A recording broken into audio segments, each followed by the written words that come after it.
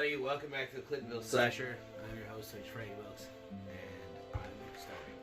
I am completely hungover today,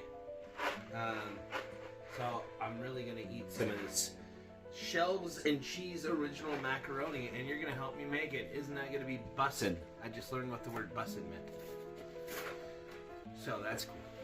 My kids are saying bussin'. I don't know what that means. But apparently it means good. So, urban slang. Anyway, today we are going to be talking about 3 films that I just saw for the first time.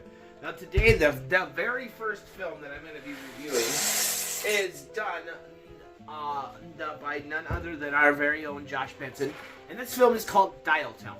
Now Dialtone is a film, it's a 15-minute film. And it is one of those movies that just hits you right in the feels. You know, for a 15-minute horror movie, and it's not technically horror, but I really like how the way Josh stepped outside of the box on this one. I really thought that he did a really good job. His wife was in it, Kim, as well. Now, Josh wrote and directed this film all by himself, and it stars him and his wife. And I really think that you should get your wife into more stuff. She did a fantastic job. Now, I don't want to ruin the movie too much. I actually don't want to ruin it all. I'm going to link it in the description box below so you guys can check it out. Please do.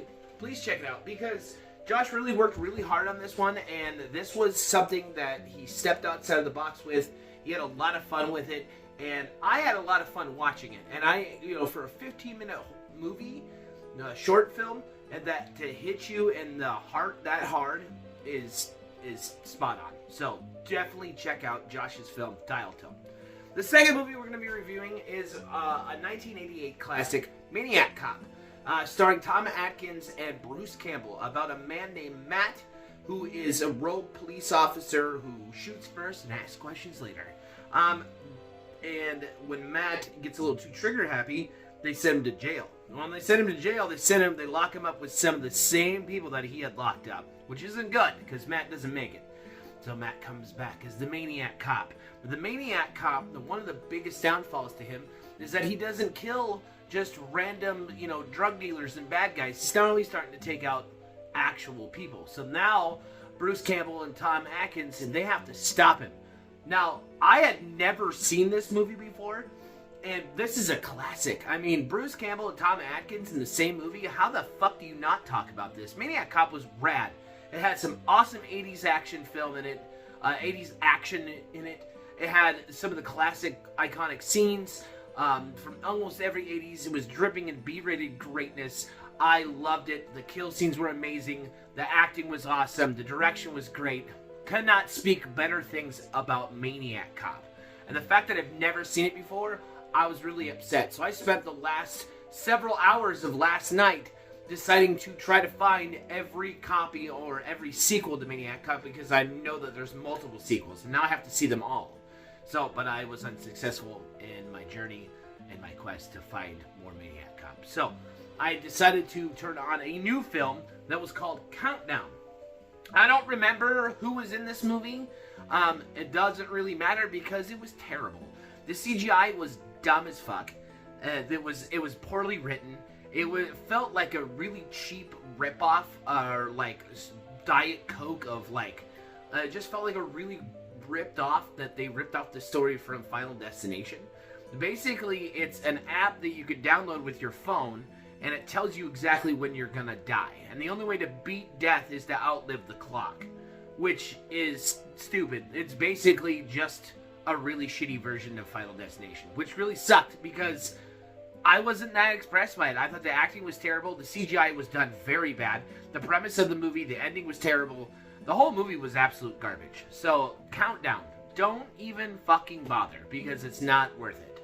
Not worth it. The fourth film I'm going to be talking about is A Book of Blood. Now, this is a film that I watched a while back that I really, really enjoyed. It's an anthology film that takes place with 3 stories about this book. Each story kind of aligns itself with each other, so it's kind of like Go or Pulp Fiction. Every character kind of intermingles with each other. Even if it's small, it still is really good. And at the end of the 3rd story, you find out each character, they have 3 different characters. Each character ties into the story as a whole. And the ending, you get to find out what the Book of Blood really is. And then, like, the very beginning is this guy named Bennett, and Bennett is looking to, you know, kind of harass this dude who says, he's like, listen, I can get you your money, I can get you twice as much money.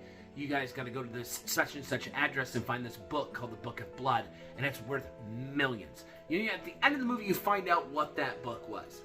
I actually really enjoyed this for an anthology film. I love anthology movies, and I thought this one was done very well. The second was, it felt like a really cool episode of, like, Tales from the Crypt. Like, it felt like that kind of feeling to it. So it was really, really fun.